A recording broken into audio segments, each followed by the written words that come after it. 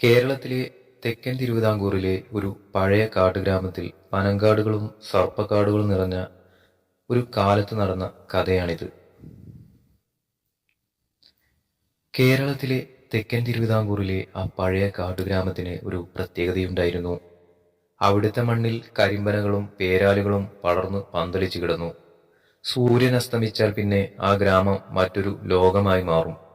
ചൂളം കുത്തിവരുന്ന കാറ്റിൽ കരിമ്പനയോലകൾ പരസ്പരം ഉരസുന്ന ശബ്ദം കേൾക്കുമ്പോൾ നാട്ടുകാർ പറയും, അത് ഒടിയന്മാർ വേഷം മാറുന്നതാണ്, അല്ലെങ്കിൽ മറുതകൾ ചോര തിരിയുന്നതാണെന്ന്. ആ നാട്ടിലെ ഏറ്റവും വലിയ പ്രമാണികളായിരുന്നു മാർത്താണ്ഡപുരം കൊട്ടാരത്തിലെ തമ്പിമാർ. നൂറ്റാണ്ടുകളുടെ പഴക്കമുള്ള ഇരുട്ടുമൂടിയ വലിയൊരു നാലുകെട്ടായിരുന്നു അത്. ആ കൊട്ടാരത്തിലെ ഇളമുറക്കാരനായിരുന്നു മാധവൻ. മദ്രാസിൽ പോയി ഇംഗ്ലീഷ് വിദ്യാഭ്യാസവും സയൻസും പഠിച്ച ചെറുപ്പക്കാരൻ. യുക്തിചിന്ത തലയ്ക്ക് പിടിച്ച മാധവന് നാട്ടിലെ അന്ധവിശ്വാസങ്ങളോ യക്ഷിക്കഥകളോ ഒട്ടും പഥ്യമായിരുന്നില്ല. നാട്ടുകാർ ഭയത്തോടെ മാത്രം നോക്കിക്കണ്ടിരുന്ന കാവുകളെയും പാലമരങ്ങളെയും അയാൾ വെറും മരക്കൂട്ടങ്ങളായിട്ടാണ് കണ്ടത്. ഒരു ഇടവപ്പാതിക്കാലം. ആകാശത്ത് കരിമേഘങ്ങൾ കറുത്തുരുണ്ട് കൂടി നിൽക്കുന്നു. അന്തരീക്ഷത്തിൽ കടുത്ത ഊഷ്ണവുമുണ്ട്. അന്ന് രാത്രി മാധവൻ അയൽഗ്രാമത്തിലെ തന്റെ ഒരു സുഹൃത്തിന്റെ വീട്ടിലെ സൽക്കാരത്തിൽ പങ്കെടുക്കാൻ പോയതായിരുന്നു. തിരികെ വരുമ്പോൾ നേരം അർദ്ധരാത്രിയോടടുത്തിരുന്നു. കൂട്ടിനുള്ളത് കൊട്ടാരത്തിലെ വിശ്വസ്തനായ വണ്ടിക്കാരൻ ശങ്കരൻ മാത്രം. 2 കുതിരകളെ പൂട്ടിയ വില്ലുവണ്ടിയിലാണ് യാത്ര. വണ്ടിയുടെ ഇരുവശവും മങ്ങിയ വെളിച്ചം തരുന്ന 2 വിളക്കുകൾ കത്തുന്നുണ്ടായിരുന്നു. കാട്ടുപാതയിലൂടെ വണ്ടി മുന്നോട്ട് നീങ്ങുമ്പോൾ മഴ പെയ്യാൻ തുടങ്ങി. ചെറുതായി തുടങ്ങി പതുക്കെ അതൊരു പെരുമഴയായി മാറി. വണ്ടി ഗ്രാമത്തിന്റെ അതിർത്തിയിലുള്ള വിജനമായ പാതയിലേക്ക് കടന്നു. ആ പാതയുടെ കൃത്യം നടുവിലായി ഒരു ഭീമാകാരമായ പാലമരം നിൽപ്പുണ്ടായിരുന്നു. നാട്ടുകാർ അതിനെ യക്ഷിപ്പാല എന്നാണ് വിളിച്ചിരുന്നത്. ആ മരത്തിന്റെ ചുവട്ടിലെത്തുമ്പോൾ കുതിരകൾ പെട്ടെന്ന് മുൻകാലുകൾ പൊക്കി ഭയന്ന് നിന്നു. അവ അസ്വസ്ഥമായി ചിനച്ചു. പെട്ടെന്ന് വണ്ടിക്ക് ചുറ്റുമുള്ള കാറ്റിന് വല്ലാത്തൊരു തണുപ്പ് പടർന്നു. ആ തണുപ്പിനൊപ്പം ശ്വാസം മുട്ടിക്കുന്ന തരത്തിൽ കടുത്ത പാലപ്പൂക്കളുടെ മണം വണ്ടിക്കുള്ളിലേക്ക് ഇരച്ചു കയറി. സാധാരണ പാലപ്പൂക്കളുടെ മണമല്ല അത്. അതിന് നേരിയൊരു രക്തച്ചുവയുമുണ്ടായിരുന്നു. തമ്പുരാനെ, ശങ്കരൻ വണ്ടി തിരികെ തിരിക്കാൻ നോക്കിക്കൊണ്ട് ഇറക്കുന്ന ശബ്ദത്തിൽ പറഞ്ഞു. വണ്ടി തിരിക്കട്ടെ, ഈ സമയത്ത് ഈ വഴി പോകുന്നത് അത്ര നല്ലതല്ല. പാലച്ചുവട്ടിൽ അവളുണ്ടാകും. നീ വെറുതെ പേടിക്കാതിരിക്കും ശങ്കര, മാധവൻ പരിഹാസത്തോടെ ചിരിച്ചു. കുതിരയ്ക്ക് മിന്നൽ കണ്ടിട്ട് ഭയം തോന്നിയതാകും. വണ്ടി മുന്നോട്ടെടുക്ക്. എന്നാൽ വണ്ടി ഒരടി പോലും മുന്നോട്ട് നീങ്ങിയില്ല. കുതിരകൾ കടിഞ്ഞാണിൽ ഒതുങ്ങാതെ പിടഞ്ഞു. ആ കരിനിഴലുകൾക്കിടയിലൂടെ മഴയുടെ ഇരമ്പലിനെയും ഭേദിച്ചുകൊണ്ട് ഒരു ശബ്ദം കേട്ടു. അതൊരു ചിലങ്കയുടെ നാദമായിരുന്നു. വണ്ടിയുടെ ഇരുവശത്തുമുള്ള വിളക്കിന്റെ മങ്ങിയ വെളിച്ചത്തിൽ പാലമരത്തിന്റെ ചുവട്ടിൽ ഒരു രൂപം തെളിഞ്ഞു വന്നു. വെളുത്ത മുണ്ടും നേരിയതും ധരിച്ച ഒരു സുന്ദരിയായ യുവതി. കാറ്റിൽ അവളുടെ കറുത്ത മുടിയിഴകൾ പാറിപ്പറക്കുന്നുണ്ടായിരുന്നു. നെറ്റിയിൽ ഒരു വലിയ ചുവന്ന കുങ്കുമപ്പൊട്ട്. അവളുടെ കയ്യിൽ പച്ചോലക്കീറിൽ പൊതിഞ്ഞ എന്തോ ഒന്നും ഉണ്ടായിരുന്നു. ആ സുന്ദരമായ മുഖത്ത് കടുത്ത സങ്കടഭാവമായിരുന്നു. ആരാത് ഈ അർദ്ധരാത്രിയിൽ, ഈ കടുമഴയത്ത് ഇവിടെ? മാധവൻ വണ്ടിയുടെ വാതിൽ തുറന്ന് തലപ്പുറത്തേക്കിട്ട് ചോദിച്ചു. തമ്പുരാനെ, അവളുടെ ശബ്ദം മഞ്ഞുതുള്ളി വീഴുന്നത് പോലെ മധുരമുള്ളതായിരുന്നു. എൻ്റെ കുഞ്ഞിന് നല്ല പനിയാണ്. ഈ അർദ്ധരാത്രിയിൽ വൈദ്യരെ കാണിക്കാൻ പോയതാ. പക്ഷെ തിരിച്ചെത്തിയപ്പോഴേക്കും മഴ കടുത്തു. വഴിയിൽ വന്യമൃഗങ്ങളെ പേടിയാകുന്നു. എന്നെ ആ തെക്കേ ജംഗ്ഷൻ വരെ ഒന്ന് കൊണ്ടുവിടാമോ? വലിയ പുണ്യമായിരിക്കും. ശങ്കരൻ മാധവന്റെ മുണ്ടിൽ പിടിച്ചു വലിച്ചു. കണ്ണുകൾ കൊണ്ട് പോകരുതെന്ന് അപേക്ഷിച്ചു. വേണ്ട അമ്പ്ര, കെണിപ്പാട്ടിൽ വീഴരുത്. ഇത്രയും വൈകിട്ട് രാത്രിയിൽ ഈ കാട്ടുപാലച്ചുവട്ടിൽ ഏതു പെണ്ണാണ് വരിക? ഇത് അവളാണ്. മാധവൻ ശങ്കരന്റെ കൈ തട്ടി മാറ്റി. ഒരു സ്ത്രീയും കുഞ്ഞും വഴിയിൽ നിൽക്കുമ്പോൾ സഹായിക്കാതിരിക്കുന്നത് മനുഷ്യത്വമല്ല. നിന്റെ ഈ അന്ധവിശ്വാസം കാരണം ഒരാളെ വഴിയിൽ ഉപേക്ഷിക്കാൻ എനിക്ക് കഴിയില്ല. വണ്ടിയിൽ കയറാൻ പറയൂ. അവൾ വണ്ടിയുടെ പിൻസീറ്റിലേക്ക് കയറിയിരുന്നു. അവൾ വണ്ടിയിൽ കയറിയ അതേ നിമിഷം ഉള്ളിലെ താപനില പെട്ടെന്ന് താണു. മരവിക്കുന്ന തണുപ്പ് വണ്ടിക്കുള്ളിൽ പടർന്നു. വിളക്കിലെ തീനാളങ്ങൾ നീലനിറത്തിൽ കത്താൻ തുടങ്ങി. വണ്ടി വീണ്ടും മുന്നോട്ട് നീങ്ങി. മാധവൻ കൗതുകത്തോടെ പുറകിലേക്ക് നോക്കി. ഇരുട്ടിൽ അവളുടെ മുഖം പൂർണ്ണമായി വ്യക്തമല്ലെങ്കിലും പ്രകൃതിവിരുദ്ധമായി തിളങ്ങുന്ന അവളുടെ വലിയ കണ്ണുകൾ അയാൾ ശ്രദ്ധിച്ചു. നിന്റെ വീടെവിടെയാ? മാധവൻ സൗമ്യമായി ചോദിച്ചു. ആ പഴയ തകർന്ന കാവിനടുത്ത്, അവൾ മറുപടി പറഞ്ഞു. ഓരോ തവണ അവൾ ശ്വാസമെടുക്കുമ്പോഴും വണ്ടിക്കുള്ളിൽ പാലപ്പൂക്കളുടെ മണം വല്ലാതെ കൂടിക്കൂടി വന്നു. മാധവന് തല കറങ്ങുന്നതുപോലെയും കണ്ണുകൾ മങ്ങുന്നതുപോലെയും തോന്നി. പെട്ടെന്ന് ആകാശത്ത് ഒരു വലിയ മിന്നൽ പിണരുണ്ടായി. രാത്രിയെ പകലുകളാക്കുന്ന ആ വെളിച്ചത്തിൽ മാധവൻ വണ്ടിയുടെ വശങ്ങളിലെ കണ്ണാടിയിലൂടെ പുറകിലേക്ക് നോക്കി. അയാൾ കണ്ട കാഴ്ച അയാളുടെ ഉള്ളിലെ ചോരയുറപ്പിച്ചു കളഞ്ഞു. അവളുടെ കയ്യിലിരുന്ന പച്ചോലപ്പൊതിയിൽ ഒരു കുഞ്ഞായിരുന്നില്ല. അതൊരു മനുഷ്യന്റെ അറുത്തെടുത്ത ചോര വാർന്ന തലയായിരുന്നു. അതിൽ നിന്നും ചോര ഇറ്റിറ്റി വണ്ടിയുടെ തറയിലേക്ക് വീഴുന്നുണ്ടായിരുന്നു. അതിനേക്കാൾ ഭയാനകം വണ്ടിയുടെ തറയിൽ വെച്ചിരുന്ന അവളുടെ പാദങ്ങളായിരുന്നു. അവളുടെ കാലുകൾ നേരെ പിന്നോട്ടാണ് തിരിഞ്ഞിരുന്നത്. കാൽനഖങ്ങൾ ഈയം പൂശിയതുപോലെ നീണ്ടു കൂർത്തതായിരുന്നു. മാധവന്റെ ഹൃദയമിടിപ്പ് നിന്നുപോകുമെന്ന് തോന്നി. അയാൾ തൻ്റെ യുക്തിയും ശാസ്ത്രവുമെല്ലാം ഒരു നിമിഷം കൊണ്ട് മറന്നു. ഭയം പുറത്തു കാണിക്കാതെ വണ്ടിക്കാരൻ ശങ്കരനെ വിളിച്ച് വണ്ടി നിർത്താൻ പറഞ്ഞു. ശങ്കരാ, വണ്ടി നിർത്ത്! മാധവൻ വിറച്ചുകൊണ്ട് വിളിച്ചു. പക്ഷേ ശങ്കരൻ അനങ്ങിയില്ല. ശങ്കരന്റെ കഴുത്ത് പ്രകൃതി വിരുദ്ധമായ രീതിയിൽ പിന്നോട്ടൊടിഞ്ഞ് ജീവനറ്റ ശരീരം ഒരു വശത്തേക്ക് ചരിഞ്ഞു കിടക്കുകയായിരുന്നു. അയാളുടെ കണ്ണുകളിൽ നിന്നും ചോരയൊലിക്കുന്നുണ്ടായിരുന്നു.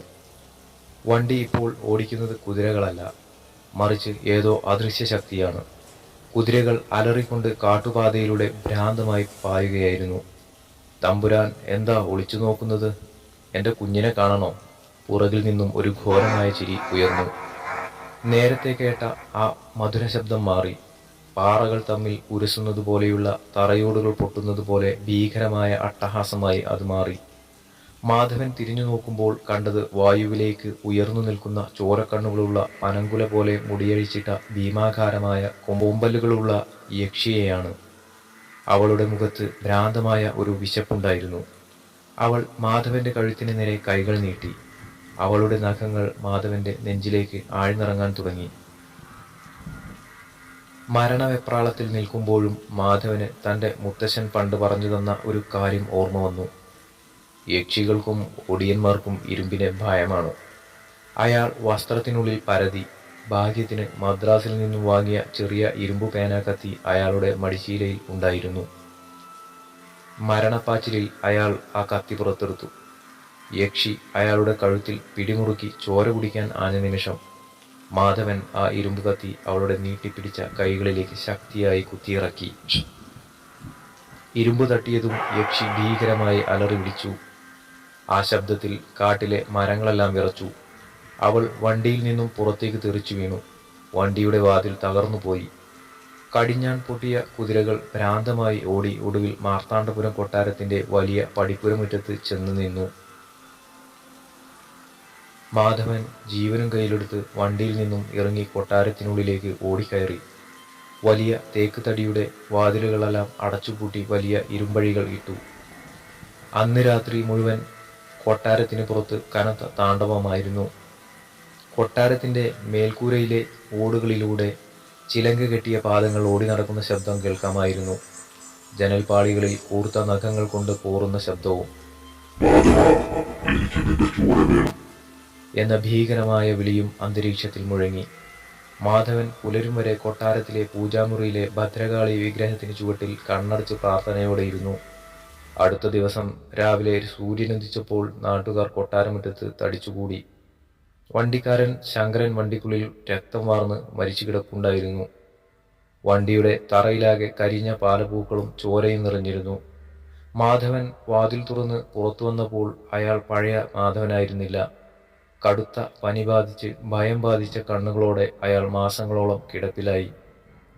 മന്ത്രവാദികളും തന്ത്രിമാരും വന്ന് കൊട്ടാരത്തിന് ചുറ്റും വലിയ രക്ഷാകവചങ്ങൾ തീർത്തതിന് ശേഷമാണ് അയാൾക്ക് അല്പമെങ്കിലും ബോധം തിരിച്ചു കിട്ടിയത്.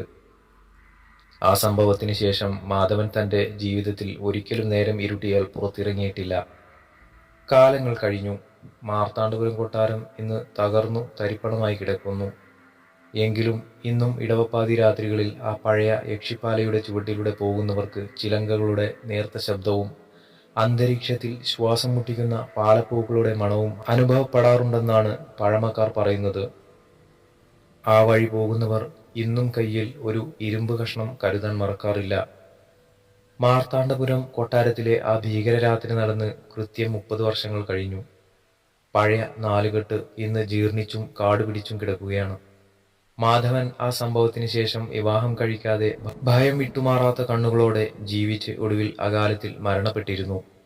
കൊട്ടാരത്തിന്റെ അധികാരങ്ങളും അവകാശങ്ങളും പിന്നീട് മദ്രാസിൽ സ്ഥിരതാമസമാക്കിയ അയാളുടെ സഹോദരിയുടെ മകൻ ആനന്ദിന്റെ കൈകളിലെത്തി. ആനന്ദ് ഒരു വൈൽഡ് ലൈഫ് ഫോട്ടോഗ്രാഫറും ഡോക്യുമെന്ററി സംവിധായകനുമായിരുന്നു.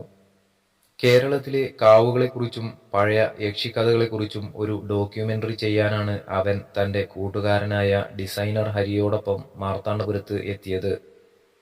മാധവന് സംഭവിച്ച ദുരന്തത്തെക്കുറിച്ച് കേട്ടുകേൾവി മാത്രമുള്ള ആനന്ദിന് മാമന് എന്തോ മാനസിക രോഗം ആയിരുന്നു എന്നാണ് തോന്നിയിരുന്നത്. അവർ ഗ്രാമത്തിലെത്തിയ ദിവസം തന്നെ കറുത്ത പക്ഷത്തിലെ അമാവാസി ആയിരുന്നു. ആകാശത്ത് ചന്ദ്രനില്ല. കരിമ്പനക്കാടുകൾക്ക് മുകളിലൂടെ മൂങ്ങകൾ അമറി വിളിച്ചുകൊണ്ടിരുന്നു. കൊട്ടാരത്തിന്റെ തെക്കേ വശത്തുള്ള വലിയ കുളക്കടയിനോട് ചേർന്ന ഔട്ട് ഹൗസിലാണ് അവർ താമസമൊരുക്കിയത്. അന്ന് രാത്രി 12 മണിയോടടുത്തപ്പോൾ അന്തരീക്ഷത്തിൽ പെട്ടെന്ന് കാറ്റ് വീശി. പനയോലകൾ പരസ്പരം ഉരസുന്ന ശബ്ദത്തിനിടയിൽ ഹരിക്ക് വല്ലാത്തൊരു അസ്വസ്ഥത തോന്നി. ആനന്ദ്, നീ ആ മണം അറിഞ്ഞോ? വല്ലാത്തൊരു പാലപ്പൂക്കളുടെ മണം. ഹരി ജനലിലൂടെ പുറത്തേക്ക് നോക്കി ചോദിച്ചു. ഈ കാട്ടിൽ പാലമരങ്ങൾ ഒരുപാടുണ്ടാകും ഹരി, നീ വെറുതെ പേടിക്കാതിരിക്കെ, ആനന്ദ് തന്റെ ക്യാമറ ലെൻസുകൾ വൃത്തിയാക്കുന്നതിനിടയിൽ പറഞ്ഞു. പെട്ടെന്ന് ഔട്ട് ഹൗസിന്റെ വാതിലിൽ ആരോ പതുക്കെ മുട്ടി. ഈ അർദ്ധരാത്രിയിൽ ആരാണെന്ന ചിന്തയോടെ ആനന്ദ് വാതിൽ തുറന്നു. പുറത്ത് കനത്ത ഇരുട്ടാണ്. വിറകു കീറാൻ ഉപയോഗിക്കുന്ന വലിയൊരു കോടാലി കയ്യിൽ പിടിച്ച് പ്രായം ചെന്ന ഒരു വൃദ്ധൻ നിൽക്കുന്നു. അയാളുടെ ഒറ്റക്കണ്ണ് അന്ധമായിരുന്നു. മറുകണ്ണിൽ കടുത്ത ഭയമുണ്ടായിരുന്നു. ആരാ ഈ അസമയത്ത്? ആനന്ദ് ചോദിച്ചു. ഞാൻ ശങ്കരന്റെ മകനാ, രാഘവൻ, അയാൾ വിറയ്ക്കുന്ന ശബ്ദത്തിൽ പറഞ്ഞു. തമ്പുരാൻ ഇന്ന് രാത്രി ഇവിടെ കിടക്കരുത്. ഇന്ന് കറുത്ത അമാവാസിയാണ്. അവൾക്ക് മുറിവേറ്റ രാത്രിയാണിത്. മാധവൻ തമ്പുരാന്റെ ചോര കുടിക്കാൻ പറ്റാത്തതിന്റെ പക അവൾക്ക് ഇപ്പോഴുമുണ്ട്. തമ്പുരാന്റെ ശരീരത്തിൽ ആ ചോരയുണ്ട്. അവൾ വരും. ഹേ വൃദ്ധ, താൻ എന്തൊക്കെയായി പറയുന്നത്? എന്റെ മാമന് പണ്ട് പനി വന്ന് ഭ്രാന്ത് പിടിച്ചതിന് ഞാനെന്ത് പിഴച്ചു? താൻ പൊക്കോ, ഞങ്ങൾക്കുറങ്ങണം, ആനന്ദ് ദേഷ്യത്തോടെ പറഞ്ഞു. രാഘവൻ തന്റെ കയ്യിലിരുന്ന കോടാലി തിരിച്ചു പിടിച്ച് അതിന്റെ ഇരുമ്പ് തല ആനന്ദിന് നേരെ നീട്ടി. ഇത് കയ്യിൽ വെച്ചോ തമ്പുരാനെ, ഇരുമ്പുണ്ടെങ്കിൽ അവൾ അടുക്കില്ല. എന്റെ അച്ഛനെ കൊന്നവൾ അവൾ. ആനന്ദ് അത് വാങ്ങി പുറത്തേക്കെറിഞ്ഞു. എനിക്ക് നിന്റെ അന്ധവിശ്വാസം വേണ്ട, പൊക്കോ ഇവിടുന്ന്. ആനന്ദ് വാതിൽ അടച്ചുപൂട്ടി. രാഘവൻ നിരാശയോടെ ഇരുട്ടിലേക്ക് നടന്നുപോയി. രാത്രി 1 മണിയായി. പുറത്ത് നേരിയ തോതിൽ മൂടൽമഞ്ഞ് പടരാൻ തുടങ്ങി. ആനന്ദ് ജനലിലൂടെ പുറത്തെ കാടിന്റെ ഭംഗി ക്യാമറയിൽ പകർത്തുകയായിരുന്നു. നൈറ്റ് മോഡ് ഓൺ ചെയ്ത് അവൻ കാട്ടിലേക്ക് ലെൻസ് തിരിച്ചു. പെട്ടെന്ന് ക്യാമറയുടെ ഡിസ്പ്ലേയിൽ ഒരു രൂപം തെളിഞ്ഞു. കുളക്കടവിലെ തകർന്ന പടികളിൽ ഒരു സ്ത്രീ ഇരിക്കുന്നു. വെളുത്ത വസ്ത്രം ധരിച്ച അവൾ ക്യാമറയ്ക്ക് നേരെ തിരിഞ്ഞിരുന്നില്ല. കാറ്റിൽ അവളുടെ നീണ്ട മുടിയിഴകൾ പറക്കുന്നുണ്ടായിരുന്നു. ഹരി, ദേ നോക്ക്, ഈ സമയത്ത് ആരോ കുളക്കടവിലിരിക്കുന്നു. ആനന്ദ് ഹരിയെ വിളിച്ചു. അവർ രണ്ടുപേരും ക്യാമറ സ്ക്രീനിലേക്ക് നോക്കി. ആനന്ദ് ലെൻസ് കുറച്ചുകൂടി സൂം ചെയ്തു. പെട്ടെന്ന് ആ സ്ത്രീരൂപം പതുക്കെ തിരിഞ്ഞു. അവൾ ക്യാമറയുടെ ലെൻസിലേക്ക് കൃത്യമായി നോക്കി. ക്യാമറയുടെ ഡിജിറ്റൽ സ്ക്രീനിലൂടെ പോലും അവളുടെ കണ്ണുകൾ കനൽ പോലെ ചുവന്നു തിളങ്ങുന്നത് അവർ കണ്ടു. അടുത്ത നിമിഷം അവൾ സ്ക്രീനിൽ നിന്നും അപ്രത്യക്ഷയായി. ആനന്ദ്, നമുക്ക് ഇവിടുന്ന് പോകാം, ഇത് ശരിയല്ല. ഹരിയുടെ ശരീരം പേടിച്ചു വിറയ്ക്കാൻ തുടങ്ങി. പെട്ടെന്ന് ഔട്ട് ഹൗസിന്റെ ഉള്ളിൽ പാലപ്പൂക്കളുടെ മണം അതിശക്തമായി പടർന്നു. ആ മണം ശ്വസിച്ചതും ഹരി ബോധരഹിതനായി തറയിലേക്ക് വീണു. ആനന്ദിന് തല ചുറ്റാൻ തുടങ്ങിയെങ്കിലും അവൻ സ്വയം നിയന്ത്രിച്ചു. പെട്ടെന്ന് മുറിയിലെ വെളിച്ചം പൂർണ്ണമായി അണഞ്ഞു. ഘനാന്ധകാരം. ആ ഇരുട്ടിൽ മുറിയുടെ മേൽക്കൂരയിൽ നിന്നും ഒരു ചിലങ്കയുടെ ശബ്ദം കേട്ടു. തറയിൽ വീണുകിടന്ന ഹരിയുടെ ശരീരം ഏതോ അദൃശ്യശക്തി വായുവിലേക്ക് ഉയർത്തുന്നതുപോലെ ആനന്ദ് കണ്ടു.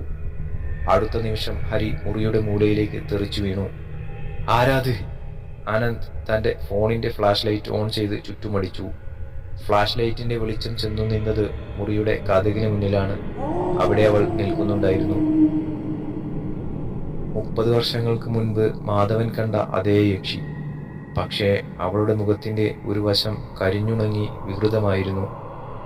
അന്ന് മാധവൻ ഇരുമ്പ് കത്തി കൊണ്ട് വെട്ടിയതിൻ്റെ വടുക്കൾ. അവളുടെ നീണ്ട നഖങ്ങളിൽ നിന്നും കറുത്ത ചോര ഇറ്റി വീഴുന്നുണ്ടായിരുന്നു. മാധവന്റെ ചോര.